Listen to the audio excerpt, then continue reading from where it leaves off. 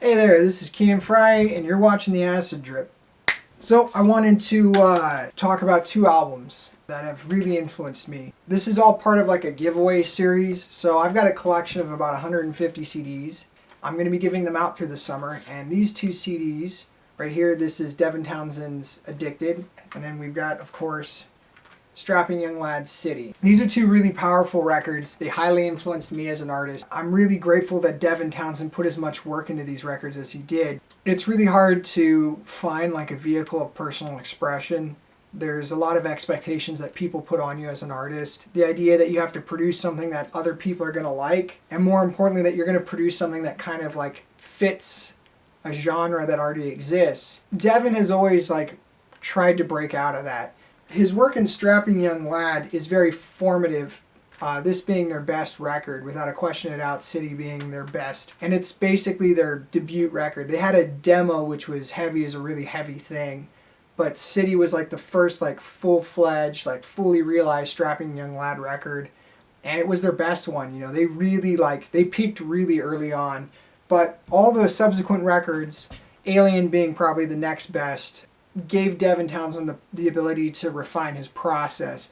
And then while he was producing those records, he did a lot of other projects like Ocean Machine and, you know, Accelerated Evolution and Infinity and Physicist. And then a lot of those projects would later be revisited. Kingdom, the single from Physicist, was later on re-released on Epic Lab.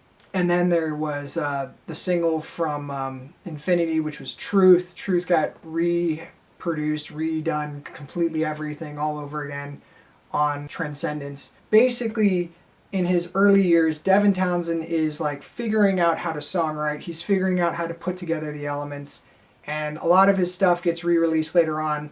But City was one of those projects that was an anomaly because it was just really self-contained. It's a really strong record by itself, really influential record on my life and my pursuit of like music and just my own like form of personal expression. It's really helped me find my creative voice, which is really unique because, like I said earlier, Devin was trying to release stuff that was outside of the influence, that wasn't really like what was already out there. He was trying to create something new, but the way you create something new is you collect a series of influences and you decide, like you very cognizantly decide like what will influence you, and that decision process is critical.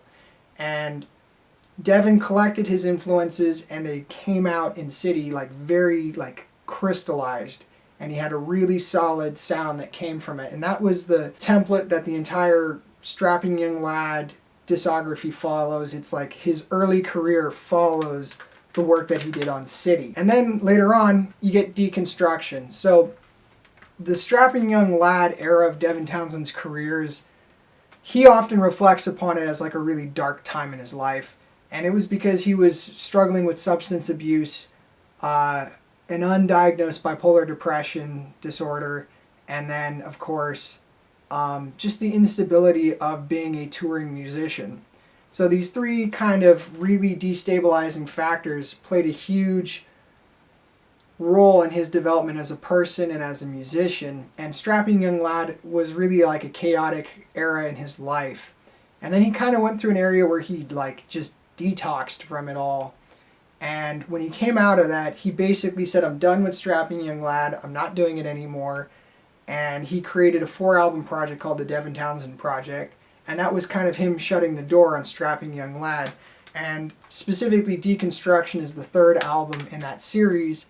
And it's really cool because it's the record that sounds the most like a Strapping Young Lad record, but it's way more dense than like anything he ever put out before. And that's a good thing. It's a really complex album, but there's just so much weight to it.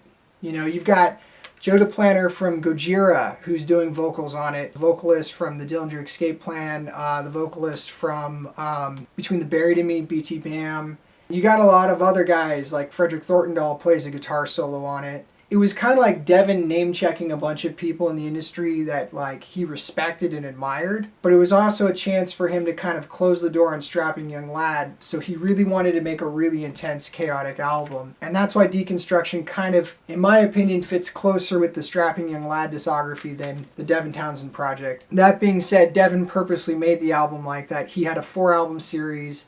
It starts off with Key, then it goes to Addicted, then it's Deconstruction, and then it's Ghost. So Key's kind of mellow, Addicted's a little bit heavier, Deconstruction is ridiculously heavy, and then Ghost was like really just gentle. And it was like him closing the door, transitioning, and then after that happened, he went and started the Devin Townsend band, and the Devin Townsend project ended, and then he released like things like Epic Loud, and his most recent release being Transcendence.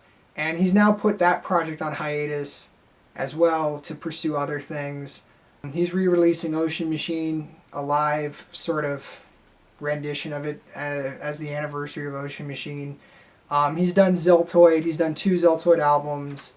He's done a lot of really cool work. He's a really dynamic artist. The fact that his career continues to evolve, he doesn't really repeat himself. If he did something in the past that was really good, he will revisit it. But when he revisits it, like, again, The Single Kingdom and Truth, he just breathes new life into it. It's like he's re-envisioning something that he knows he did it before, but he knows he could do it better. And when he redoes it, it's so much better than it was before. And it's because, like, he's had a really transparent career. And that's why I really respect him. I think that's why his career has continued to grow. Like, even though it was really difficult in the beginning for him, especially with, you know, his personal disorder, the substance abuse, and the issues of being bipolar, and being in a toxic environment while on the road, and being around people who maybe weren't the most reliable, not necessarily as band members, but just the touring environment not being the healthiest one for him. You know, he dealt with all that baggage and got his act together, and then he produced better work afterwards. A lot of people say, oh, an artist gets sober and they just tank. I think that's false. I think if an artist got sober and their work tanks, it's because they got lazy. Devin was a guy who got sober and then started working even harder. Myself and my projects, my album Clarity, that I'm putting out under my band Earthseed, that's why I'm trying to kind of follow in Devin Townsend's sort of path. Not because I'm trying to copy his music, but because I really like the way his career went. The fact that he was able to grow, that he was able to say to his audience, like, hey, I'm still going to be making music, but it's going to be different, and you're going to have to live with that. And in interviews he says, you know, you're damned if you do and you're damned if you don't. And so he chose to do the stronger thing, I think, pursue his own fulfillment instead of pursuing what other people expected him to do. And that was really rough because his career definitely took a hit when he broke up Strapping Young Lad. And, you know, Strapping Young Lad was this really well-established band. They were playing Ozfest. They were really, like, taking off and on an upward, you know, trajectory, and he left it, you know, right when it could have gone further. But I think it was a good time for him to leave it because he said, you know, he wasn't really like invested in it personally anymore, and that it was very draining for him. And I agree. You can only scream and be angry for so long before like you just age out of it and you just age into a different layer of maturity. So I'm giving away these 2 albums. The way it works is you hit me up on Facebook. So take a copy of the link for this video, make a post on Facebook, and tag the Acid Drip in it. Share the video, and if you do that, you know, I'll see that you've shared it, and then hit me up with your address, and I will mail one of these 2 CDs to you.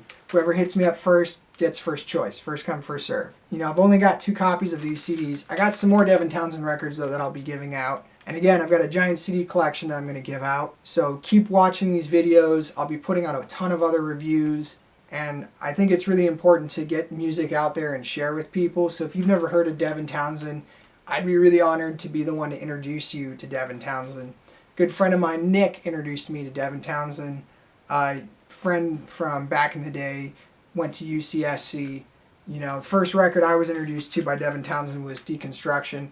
Not going to lie, it was a little intense, and I was a little intimidated by the record, but I ended up loving it, and I subsequently fell in love with the rest of his discography.